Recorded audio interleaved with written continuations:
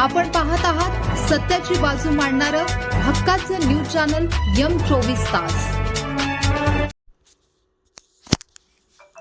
कट्टर राजकीय वैर विरले चिक्कुर्डे मतदारसंघात 35 वर्षांनंतर PR पाटील आणि अभिजित पाटील यांची ऐतिहासिक हात मिळवणी।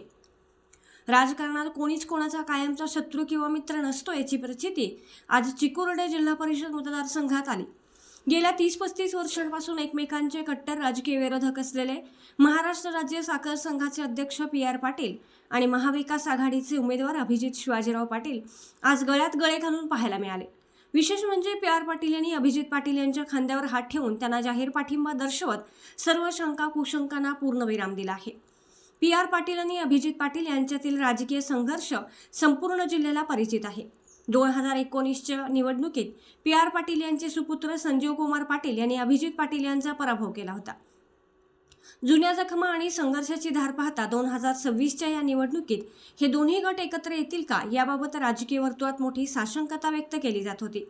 मात्र आघाडीचा धर्म आणि जयंत पाटील यांच्यावरील निष्ठा यामुळे PR पाटील गटाने अखेर अभिजित पाटील यांच्या पाठीशी उभे राहण्याचा निर्णय घेतला आहे। आज PR पाटील यांनी अभिजित पाटील यांच्या खांद्यावर हात ठेवून काढलेल्या छायाचित्राने विरोधकांच्या गोटात खळबळ उडवून दिली आहे। PR पाटील यांनी अभिजित पाटील यांच्या खांद्यावर हात ठेवून दिलेला हा केवळ पाठिंबा नसून तो एका विश्वासाचा संदेश आहे। PR पाटील यांचा मोठा गट आणि अभिजित पाटील यांची स्वतःची ताकद आता एकत्र आल्याने या निवडणुकीचे पारडे महाविकास आघाडीच्या बाजूने झुकल्याचे चित्र आहे। तर दोन्ही गट एकत्र आल्यामुळे मतांचे होणारे विभाजन थांबणार असून आघाडीची ताकद द्विगुणित झाली आहे। यामुळे नेत्यांनी गटतट विसरून एकत्र येण्याचा घेतलेला निर्णय कार्यकर्त्यांसाठी बूस्टर डोस ठरत आहे। तसेच PR पाटील यांच्या पाठिंब्यामुळे महायुती आणि इतर अपक्ष उमेदवारांसमोर आता चिक्कुर्डे मतदारसंघात मोठे आव्हान उभे राहिले आहे। आम्ही महाविकास आघाडीचा धर्म पाळत असून अभिजित पाटील यांना आमचा पूर्ण पाठिंबा आहे।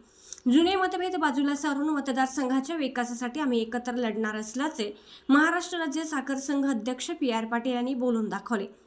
चिक्कुर्डे मतदारसंघातील हे पॅचअप जिल्ह्याच्या राजकारणाला नवी दिशा देणारे ठरणार का हे आता मतमोजणीनंतरच स्पष्ट होईल।